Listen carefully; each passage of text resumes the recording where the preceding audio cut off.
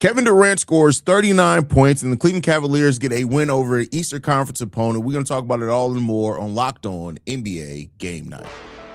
When that final buzzer rings, you know it's time for Locked On NBA Game Night. All the post-game reactions to every game across the league, every single night, with insights only the hosts at Locked On can provide. It's the true NBA fans' one stop for all the action. Every game, every night. It's Locked On NBA Game Night, tipping off now. Thank you for tuning in to Locked On NBA Game Night, member of the Locked On Podcast Network, now the #1 podcast network in the entire world. My name is Haize. I'm one of the hosts of Locked On Bulls. I'm joined, as I am every Friday night, by one of the hosts of Locked On Nuggets, and that is Swipa. What's going on, fam? How you feeling? Man, I'm living, man. This was a really good night of NBA games. I was actually pleasantly surprised how some of these games went. Absolutely. A nice, kind of just tight night of games here around the NBA. Only 6 games on the docket, which is pretty short for us on a Friday night, but we're going to break them all down. I want to say today's episode is brought to you by FanDuel. Before tip-off, check the FanDuel app and see what's dropping during NBA Happy Hour every Friday from 6 to 7:30 p.m. Eastern. The first game that we're going to talk about, Swiper, for the night is the Houston Rockets get a 110-105 victory over the Minnesota Timberwolves. 39 points from Kevin Durant in this game. These are two teams that are still, have championship aspirations this season. We'll see if either one makes a move. There's a lot of talk about both these teams making moves for point guards at that. They do battle today. The Rockets get the win. How you feeling? It was honestly a really good game. I was actually kind of surprised that the Minnesota Timberwolves hung around as long as they did, given they had no Anthony Edwards today. Yeah. The Wolves, this is their second game without Ant. I believe he's been dealing with a little bit of a foot injury. And hopefully I don't think it's something that's actually going to ail him for too much longer, but they're obviously just being cautious with him. But today was really the Julius Randle show for Minnesota. Kevin Durant was spectacular. You mentioned that he did have 39 points in this game. Alperen Sengun, again, who came back from injury recently, had 25 and 14 to go with that. But, just the other day, Ime Udoka said that they're relying on a 37, 38-year-old right now to really carry this team. And he's carrying them offensively, but he's also been, we're getting into kind of a little bit of a red alert territory where Kevin Durant's also been their best defender. Now, Amen Thompson was their best defender last year. Mm-hmm. He's obviously an all-NBA defender this year, but I don't think people quite realize KD has been a terrific rim protector this year. I've talked about this on multiple platforms, and if you're a Rockets fan, none of this surprised you at all because you've been watching this all year. I mean, teams are shooting, when he's the rim protector, they're shooting 14% worse. 14% worse relative to expected. And that's like, Chet Holmgren kind of rim protection from KD this year. As a defender, period, players are shooting 5% worse with him as the primary defender. So he's doing a lot. And today, you got a chance to see a lot of that again today. Just some of his gravity that he has in the paint. And he has another 3 stocks on top of having the 39 points. So, Haize is the full control over the game. It was just a perfect shooting masterclass for Kevin Durant. The pull-up shooting around some of these drop screens. Jaden McDaniels, very big. But Jaden is, as big as he is in terms of height, he's also just not as strong as KD, and he had one of the best possessions of the day. He got the rebound, Haize, and he was being like, they were riding him on his side the entire way down the court, and Kevin Durant is just able to just do a great flush for the dunk in the third quarter, and it just really put a statement on the game. So it was phenomenal. I don't know if you want to play the short right now before we get to the Wolves side, because I think there's a lot of stuff to talk about with the Wolves as well. Yeah, let's go ahead and get into the short here that we have from the host Locked On Wolves. So the Timberwolves lead big early, keep it close, but ultimately fall to the Houston Rockets without Anthony Edwards on Friday night. They lose by 5. I'm Ben Beacon, host of the daily Locked On Wolves podcast. No Ant, and yet the Wolves were up 12 in the first half. They were still up by a bucket at halftime, but Houston pushed back in the second half. Kevin Durant was awesome throughout this game. He dropped 39 points. Ultimately, it was turnovers in the fourth quarter. Minnesota had a series of bad fourth quarter turnovers, some bad possessions overall. And it wasn't just the Wolves. Both teams missed a ton of free throws in this game. The Rockets missed 14. The Wolves missed 15. That's right, 29 combined missed free throws in this game. That was a problem for the Wolves down the stretch, as they were within a possession with just a couple of minutes to play, but they just couldn't quite do enough. Ultimately, Julius Randle had 39. Naz Reid had 25. Nobody else scored more than 15 for the Wolves. Without Ant, there just wasn't enough shot creation from the backcourt. It was a weirdly officiated game. Alperen Şengün fouled out on an offensive foul with just a couple minutes to play.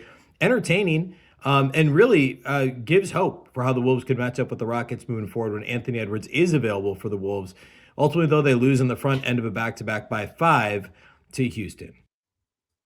Before Anthony Edwards went down, the Minnesota Timberwolves were quietly playing with the best net rating in basketball since the calendar flipped in 2026. The question I'm going to throw to you with this one, Swiper, is do you view the Wolves as legitimate threats in the Western Conference? They've been in the Western Conference Finals the last 2 years, haven't been able to get over that hump. Do you think this could be the year for them if they do get that point guard at the trade deadline? They are going to be in contention again. They're one of my contenders in the league. I think that they are one of the 5 best teams in the league, if not 4. I think the problem for them is it's just always going to keep coming down to this. It's just going to be the offensive creation outside of Ant. I think Julius Randle, like today, did a really good job. But I think the thing that the Wolves will run into issues with is that when they face teams with size again, and if they have a level of offensive execution where they can space them out, which is not a lot of teams, mind you, I think they can really run into some issues defensively because Rudy Gobert has been so integral to what they're doing this year. He's literally again, as he is every year, he's changed the function of how well you can play versus that team when he's on the floor. When he's on the floor, they got a 108 defensive rating, bro, and a 117 offensive rating. That's still really good on offense, but that's elite on defense. But without him, man, it's not even the point guard stuff. I definitely can see why the point guard is a big hang-up for a lot of people. And I think Bones Highland, he's not quite the guard that they're looking for. He played 16 minutes today. He had 2 points, 5 assists, 1 of 4. He was also 0 of 2 from the free throw line. Jalen Clark's obviously not a point guard, but Rob Dillingham is still not getting any time. He's just not there yet. But the real issue for me is that, okay, Rudy Gobert goes down. Haize, in previous iterations, they would just put Karl Anthony Towns in the game at the 5, and then all right, cool, let's work, and they'll try to manufacture offense in that situation. But the problem is that when Rudy goes out and Nas comes in, if you look at where Nas is when he doesn't have Rudy in the game with him, they have a 123 defensive rating. And that's just it's not tenable. They can't guard anyone, and Julius Randle, as strong as he is, as powerful as he is, he's not a good enough defender and or rebounder to end possessions as well when they're playing. So I don't even think for me the point guard is the biggest issue. The real issue is their defensive floor is completely contingent on one player. And if that player gets played off the floor, if that player gets fouled in foul trouble, if that player just is not having a good game, which doesn't happen often, then I think that's a real stressor for them. But I do think, like I said, man, they do have a lot of offensive talent, and their defense has been really good for a large portion of the year. Didn't start off super well, but today, even the defensive execution they had, I thought was good for the most part, and especially, like I said, for Julius Randle. Julius Randle was guarding Kevin Durant. He was the primary engine on the offensive end, and he was doing his best to guard Kevin Durant, and that's obviously an extremely tall task. So I'm not blaming him for anything in that, but they're a very talented team, man. The Wolves are one of my favorite watches in the league every single year. And I really love the way that Finch has got them going. I like how energetic he is and how much he cares about the team. And even today, like I said, I thought that today, the Rockets felt they should have won a comfortable win today, but it was tight and contested the entire day because the Wolves, they just simply don't quit. And they don't give you many opportunities to beat them straight up. Yeah. We got to move on. We got to talk about the Clippers. The Clippers get an overtime win here over the Toronto Raptors. James Harden, 31 points, 10 assists. Jordan Miller with 19 points as well in this. And now the Clippers have slowly but surely won 5 games straight. How you feeling about the Clippers? Man, wow. What a bounce back, and thank goodness for the Clippers, man. I am so glad that Clippers fans can look up and be like, man, we're not as bad as we thought we were. We're sitting in a situation now where they can say there's a pathway where they can get into the playoffs as they should. Y'all, the Clippers are 12-3 in the last 15 games. 12-3 in the last 15 games. They've been cooking. Kawhi Leonard has been great. James Harden still putting together a very good playmaking season. But if you just kind of look around in the NBA, man, they're just continuing to put up like some really good performances. I'm looking right now, Haize, online and looking at NBA.com and looking at overall team net ratings. The Clippers are third in net rating in the last 15 games. They have 12 wins. And by the way, those 12 wins, that's the most in the NBA over the last 15 games. And their defense is performing well. Their offense has really started coming together. They just look confident. Like they're, I think, utilizing their personnel like better. And I was really just encouraged by, especially today's game. The Raptors played extremely hard. It was tied. They had to go into overtime today as well, but they just fought and they fought and they fought. Shout out to Jordan Miller. I don't know if you got a chance to see, and if you're in the chat, you didn't get a chance to see. He had one of the craziest crossovers I've seen all season.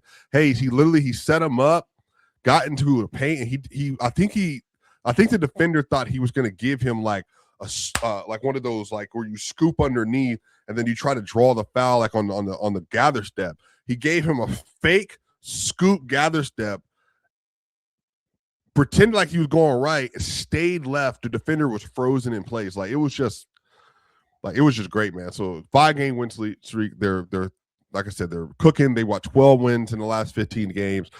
Like James Harden is playing super well, man. Like they're on the way, man. I'm really happy for the Clippers, man. That's a playoff team. That for me is a top 6, top 7 team in the league when they're fully healthy. I'm glad they're acting like that. Yeah, I mean that's the key thing is the health. That's always been the biggest question for the health, and then how good is Kawhi when he's actually playing. But like you said, they've been putting together a really good stretch. We'll see if they can continue to push it because hey, the Clippers can make the Western Conference very, very interesting as we get to this last leg after the trade deadline. Heading into the playoffs. But we'll continue to talk about them. Next up, we're going to talk about the Cavs and their win over the 76ers, but we're going to have to do that right after this. We have to get into a message from one of our sponsors, and that is DoorDash. The season is heating up, and DoorDash has a way to keep fans in their bag the whole way through. Whether you're watching the highlights, the tunnel fits, or just your favorite player, DoorDash makes the entire season more fun because every player has their bag, and with DoorDash, fans have one too. DoorDash keeps your snack stocked, your gear fresh, and your watch party vibes absolutely on point. If the group chat says pull up, DoorDash makes sure you show up prepared with snacks, cups, and even a phone charger for the friend that's always at 2%. From tip-off to overtime, stay in your bag and order on DoorDash. Get snacks, drinks, gear, whatever gets you through the season delivered right to your door. DoorDash, in your bag all season long. We're locked on NBA game night coming up next.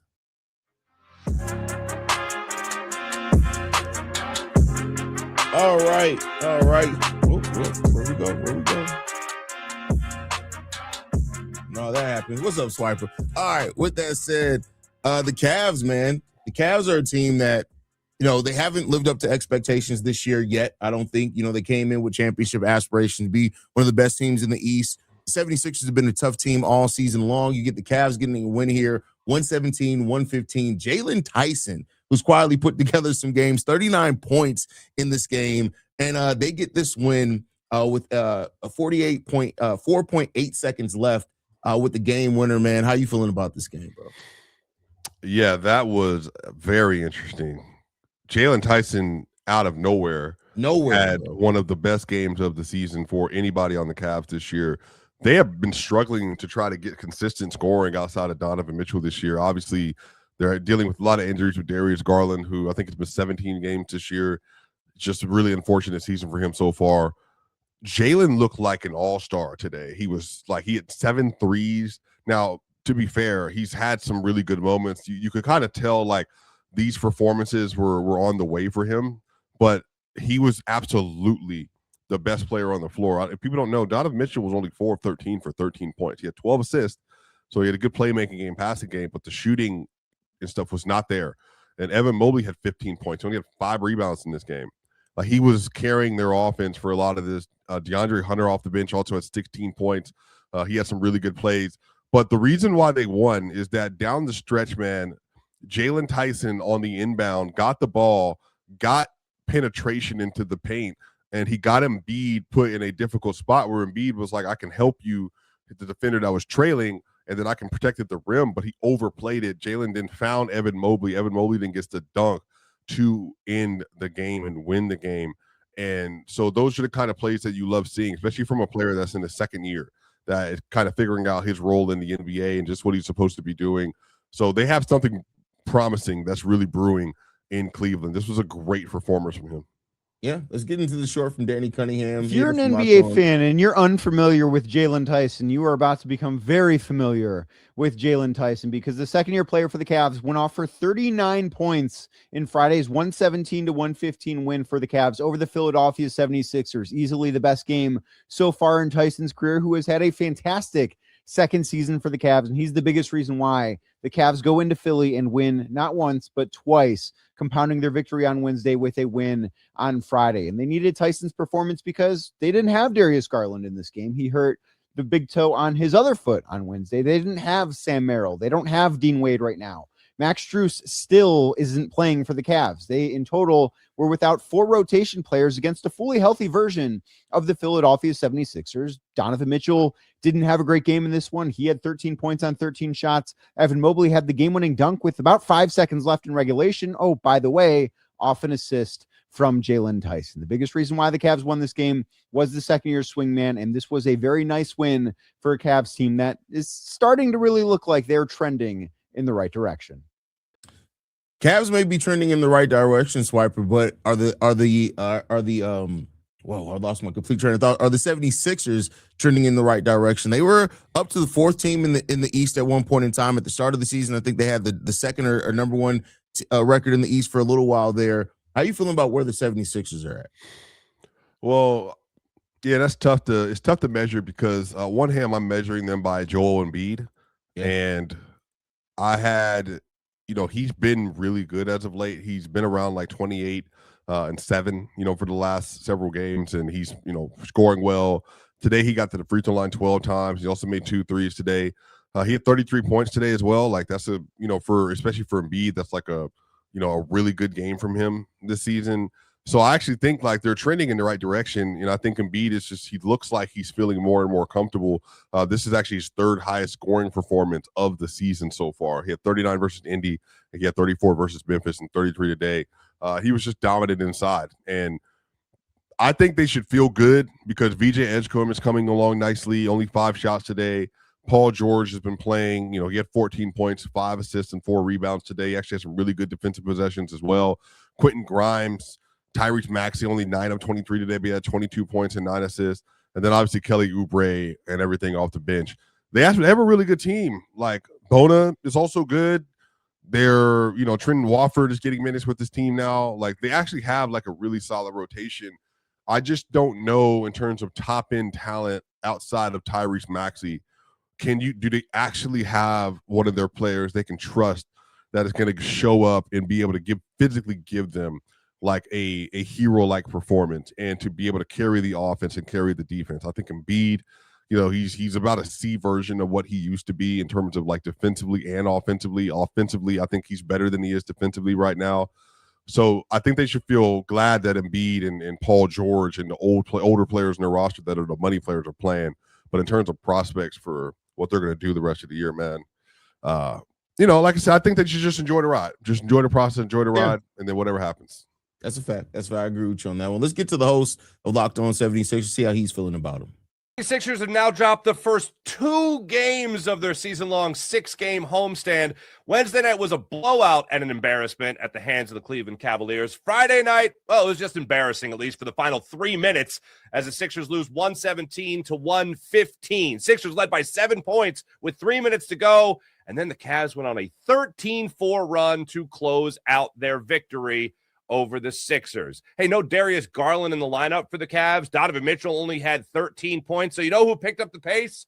Jaylon Tyson went off for a career-high 39 points. Joel Embiid had 33 points for the Sixers to lead his squad. Tyrese Maxey struggled again from the floor, just 9 of 23 from the floor for 22 points for the Sixers. They'll look to pick up the pieces against the Pacers on Monday. Yeah, 76ers are an interesting team to watch the rest of the way through. They're getting games from Paul George and Joel Embiid out there on the court together, which is really big. And as you know, in the Eastern Conference, you just got to have a team that's playing at the right level in the playoffs, and you never know what you can go for, how far you can go regardless of the regular season. So we'll see what the future holds for that 76ers team. Let's move on to another game for tonight, though, Swiper. The Nets get a win over the Chicago Bulls, 112-109. A 17-2 run to end the second quarter is really what ends up making the determination in this game. The Bulls going to run themselves to get the lead themselves in the fourth quarter, and then immediately the Nets going another run to end up sealing that game with like 11 seconds left. The Bulls had the lead and still couldn't come out with it. The Bulls keep losing tight games down the stretch of them, unfortunately. The Nets are a team that has been playing better and better, but aren't really trying to win basketball games. How'd you feel about this game? Yeah, man, it was interesting. Shout out to the Nets. Michael Porter Jr. today at 26-7. He actually had like the go-ahead game-winning bucket that I thought was going to be. I don't know if there's 4 seconds left in the game, and he came off a little bit of a pin down. You went really small in that possession. For some reason, Kobe White was the low man on the backside play out of bounds, and Kobe White got swung out on Michael Porter and just got taken to the rack because Kobe obviously is not a good defender. He's also very short. That was the first mistake that I saw. He's actually not short. He's almost 6'6". He has short arms. Like just not compared to Porter. Small. Oh, well, yeah. It was just a switch. It was like Kobe was like he was trying out to foul, had his hands up, and then Porter just finished over the top. But it was that play. But I wasn't as mad. But the next play that made me upset was Trey Jones taking the ball out of bounds. Man. And I'm just like, why are you having the shortest person on the floor as the inbounder? It made no sense. And that's been something that's been a problem with Billy Donovan his whole time being with the Chicago Bulls. Like his play calls out of timeout and inbounds plays got to be some of the worst in the league, man. I don't know what's up with that. Why? And I'm asking genuinely, like, Io was better than Trey Jones today. Like, what is Billy's hesitation? Do you think it's really just about the money? Like he's in the contract year and they're trying to maybe suppress his value a little bit. Like, why is he not more featured given like he's having like a really good season? And like, I think today he was playing really well. Well, Io's been dealing with injury, and I always go to thinking that it's that because it makes no other sense why not to play him, to be honest with you. So that's the only thing I can think of. He's still been like off and on a minutes restriction at times. So I wonder if it's that. Because it can't be the trust. Io DeSumo has been one of our better players in clutch moments all season long. But to your point, you're not wrong. Billy Donovan, it just seems like it's a hesitation. There was a game where tonight it was Trey Jones in over him. The other night it was Kobe White in over him when Kobe White was 0-7 from the field in the fourth quarter and 4 turnovers. I don't know what it is, man. Yeah, that was interesting. But look, they got back in the game because I think the Bulls were down 20. Yeah, 20 at one point. And they climbed all the way back. So they just dug a really huge hole. Obviously, the big deal. You didn't have Josh Giddey tonight. So obviously that changes a lot of things for your team. But I was shocked that they were able to get back into the game. And like I said, shout out to Michael Porter. Shout out to Noah Clowney. Noah Clowney also made a huge three down the stretch of this game to help them to get the lead and extend it again as well. Absolutely. Well, we are going to continue talking about the games from Friday night. We're going to talk about the Wizards and other teams. But first, we got to get into this message from one of our sponsors. Fridays already feel different during basketball season, and FanDuel is making them even better. Every Friday night before the games tip off, FanDuel gives fans a new way to kick off the weekend with NBA Happy Hour. NBA Happy Hour is official pregame and limited time window where special offers drop right inside the FanDuel app before the action starts.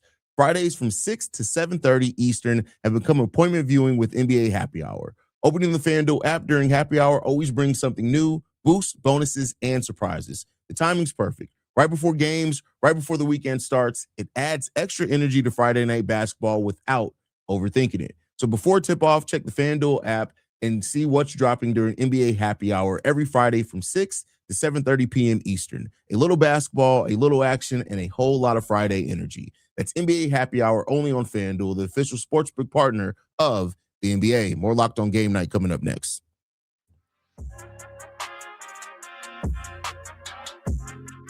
All right, Swiper. So, last set of games that we have to talk about tonight, man. The Kings, they get a win over the Washington Wizards here, 128, 115. If I'm not mistaken, the Kings have quietly won 4 games in a row.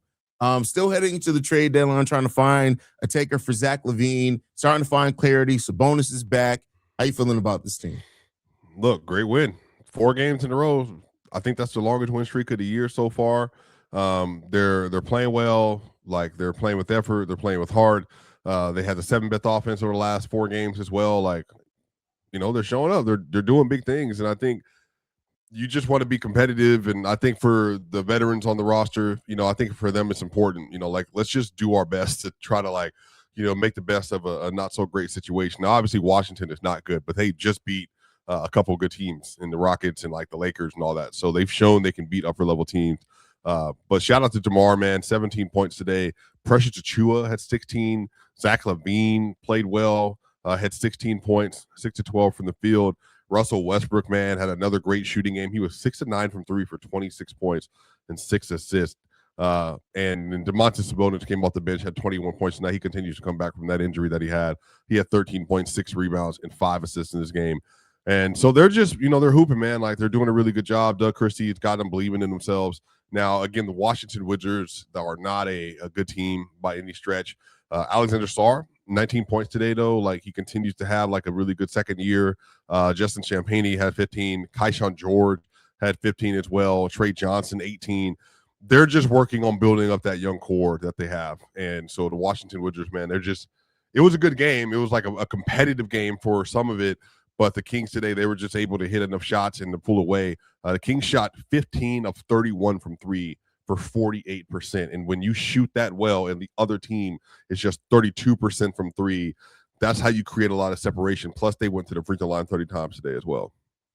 Yeah, good win for them. They need to stack the wins where they can. They find themselves at 12 and 30 on the season. I don't know if it's going to be enough for them to salvage to do anything meaningful this season, but hey, it's good to see a team kind of figure their stuff out. Heading to the trade deadline, we'll see what that means, if there's any resolution there. Russell Westbrook's had 26 points today, led them in scoring 9 of 14, an efficient shooting night from Russell Westbrook. He's strung together a nice set of games for them, but they still have just not been able to win consistently. We'll see if that changes. Last game of the night, the Pelicans and the Indiana Pacers. We do have this short here from Tony East. Let's go ahead and get into that now. Pelicans 127-119. Tony East walking out of Gainbridge Fieldhouse with Locked On Pacers. 4 out of 5. The Pacers have now won, playing much better tonight. They were just better than the Pelicans. Their starting front court in particular. The story of this one, Pascal Siakam, another brilliant game. 27 points, 6 boards, 5 assists, 11 of those points coming in the first 4.5 minutes of the game. He's been so solid all season. His team keeps praising his all-star level. But the bigger story, Jay Huff, his previous high in a game, 22 points. He'd never had more than 20 with the Pacers, 29 in this game. And he's thought of as a shooter, but he made 10 two-point shots. He'd never previously more than made 9 shots from anywhere total in a game. He was awesome. He's really mixing in the rolls and the pops now for the Pacers. Being around the basket has helped him quite a bit. Just in general, being less predictable for defenses. Pacers up to 10 and 32, and they're in Detroit tomorrow. We'll have much more on Locked On Pacers. These are both two teams that only have 10 wins on the season. The Pacers, they get the win today. The Pelicans have been trying to find clarity. There was some talk earlier on in the season that they could be looking to move Herb Jones, Trey Murphy, but it seems like they want to give it some time to see what this core can do. Trey Murphy has a big night today, as he has for a lot of games. He was only 7 of 21 from the field, but 22 points, 27 from Zion. How you feeling, Swipe? Yeah, if they played any defense today, they might have been able to get the win, because Zion had 27 and 7 assists, as you said, but he was 10 and 12 from the field. He was having his way on a limited shot profile. One of the players I've been most impressed with around the league this year is Saddiq Bey, and that might sound like I'm a little bit of a gas, but for Saddiq to be coming off the injury and for him to, I think, bounce back to be in this situation with the Pelicans. He's played 37 games this year. He's averaging 15 points and 6 rebounds, and he's shooting 32% from 3. But I think some of that is just situational. I just don't think it's happening. He's not having a great 3-point shooting season, but he's actually a really good shooter, at different points in his career and obviously out of college. And I actually think he is showing he can provide really valuable minutes for this team, as he did again today. So I actually thought that the Pelicans were going to win tonight, especially given how they've performed in some of the games they played in recently. But they just didn't play any defense at all. Pascal Siakam was hitting step, face-up threes in their face as well. So that did not help down the stretch of the game. They just couldn't, even when they were contesting, hitting those shots. And then Trey Murphy, who's having a really great stretch of games this year, especially like in the last 5 or so, he was only 7 of 21. And so the shooting wasn't there on their end. They shot 42% from 3 in their own right, but just in terms of some of the little things they needed to do to win the game, they just didn't do enough. And so shout out to the Patriots, man. They got another great win. And to add to their win total for the year. Yeah, I mean, and we'll see which one, if any of these teams, either one of these teams get luck in the lottery, because that seems like what both teams are focused on. So we'll see what that happens with that one. Anything left, Swipe, before we get up out of here, man? Nah, man, the best game of the night for me was probably, funny enough, it might have been the Bulls game. Now, the Clippers, Toronto was really good. Like I said, went to overtime. That was a good close. But I was like, I'm a big Jordy Fernandez fan, and so I just love to see like how he is manufacturing like that offense and really getting those people to buy in, especially how young they are buying defensively. So shout out to the Brooklyn Nets. For sure. Well, we want to thank you guys for tuning in to us on another Friday night edition of Locked On NBA Game. Now, make sure you guys go and check out Swiper there over on Locked On Nuggets. They do good work over there. You guys can check me out over on Locked On Bulls. Locked On NBA is available every podcasting app and platform of your choice, as well as YouTube, the Odyssey app, Amazon Fire TV, Roku TV, and Fubo TV. Basically, you should not have a problem finding us and viewing us where you want to. We'll catch you guys next Friday as well. Peace, y'all.